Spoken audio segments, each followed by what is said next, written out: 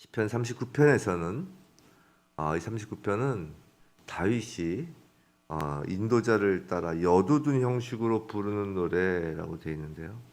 이 표제의 그 여두둔은 그 다윗이 임명한 그 성가대, 아삽이라든가 시편 보면 나오죠. 그런 지휘자들 중에 한 사람으로 이제 보고 있습니다. 또 다른 견해는 어떤 음악의 한 형태, 그 당시 음악의 형태라고도 이야기하는데 같은 그런 내용입니다.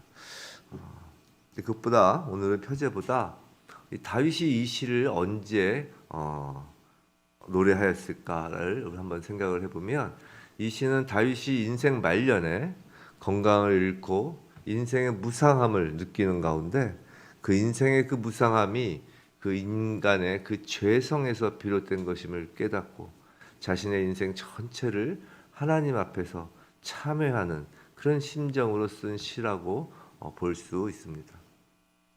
본 시에서 중요한 요소는 나이를 먹는 것에 대한 인식이에요.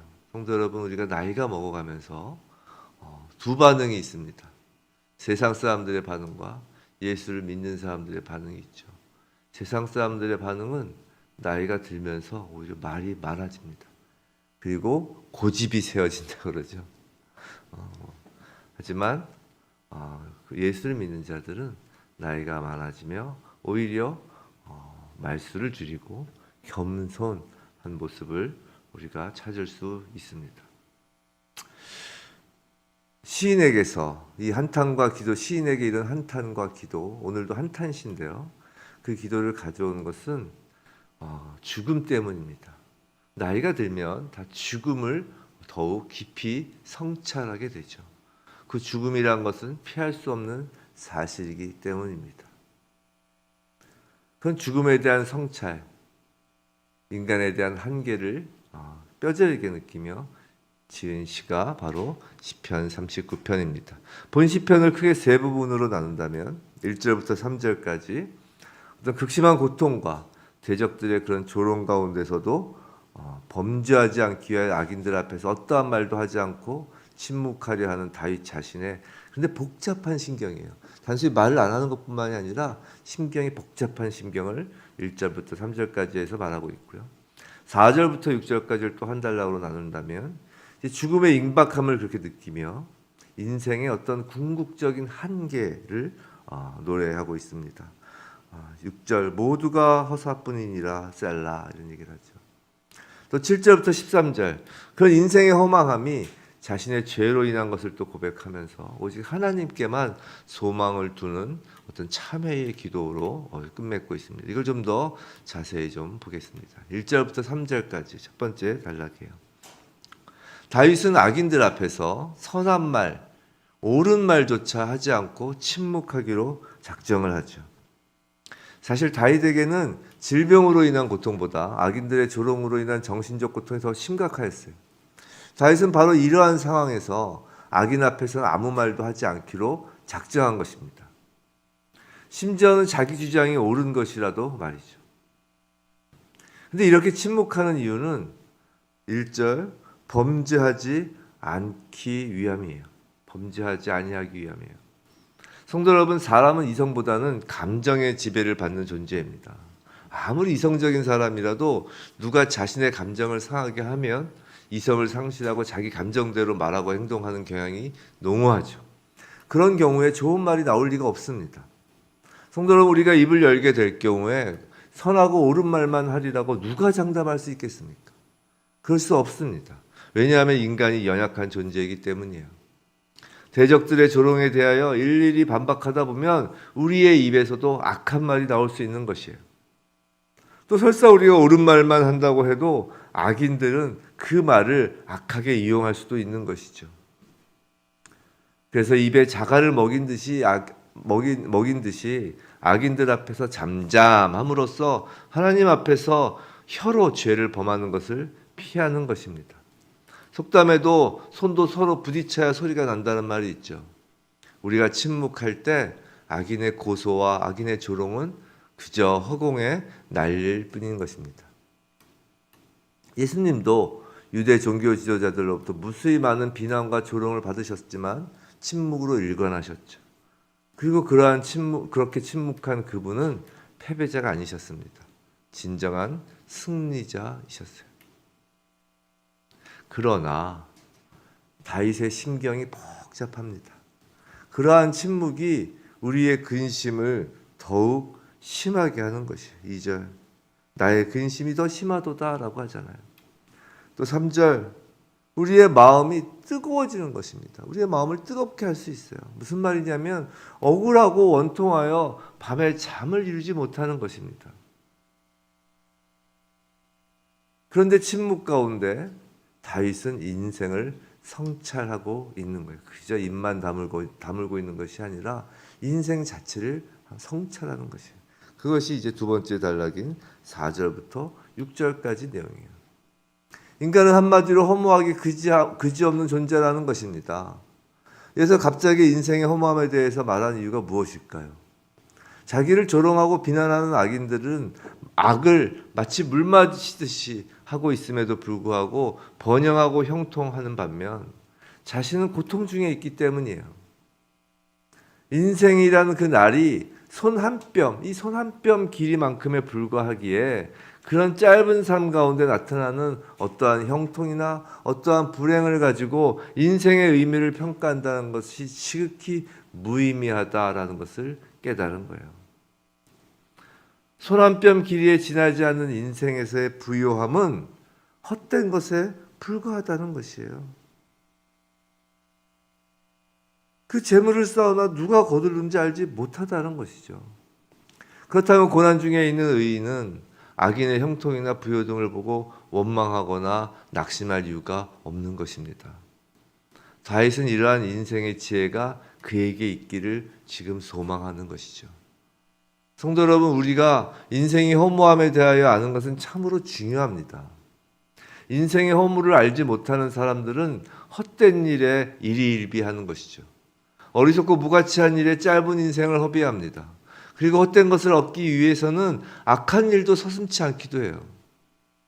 그러한 사람이 인생의 마지막에 깨닫게 되는 것은 인생은 허무하다라는 것뿐이에요.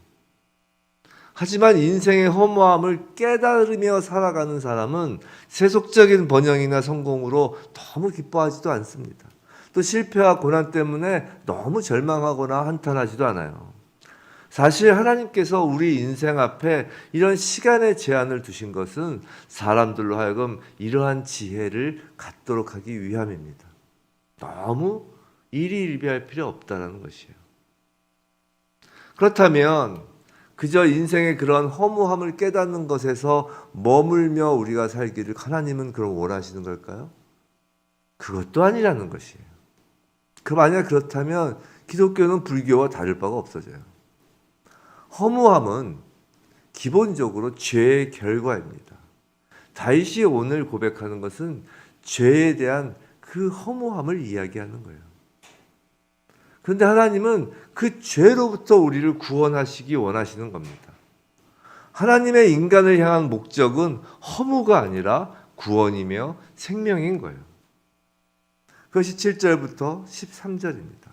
주여, 7절, 주여 이제 내가 무엇을 바라리요? 나의 소망은 주께 있나이다. 이것이 다윗의 결론이며 우리 인생의 결론인 것이에요.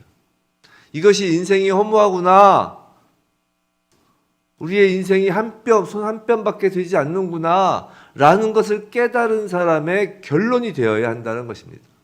허무하니까 아예 모르겠다 나 이렇게 나뒹구는 것이 아니라 오히려 허무한 이 한 뼘밖에 되지 않은 인생의 그 의미, 그 본래의 가치를 알게 된다는 것이에요. 사람은 본래부터 허망하게 죽어야 하는 존재가 아니라는 것입니다. 사람은 본래 영생할 수 있도록 지음을 받았어요. 그래서 영생이란 단순히 시간적으로 영원한 시간을 말하는 것이 아닙니다. 시간적으로 영원한 시간을 뛰어넘는 개념이에요. 시간의 창조자이신 하나님, 그 영원하신 하나님과 함께하는 것이 영생이에요. 영생은 계속 숨 쉬면서 사는 것을 말하는 것이 아니라 하나님과 함께 있는 것이 영생이라고요.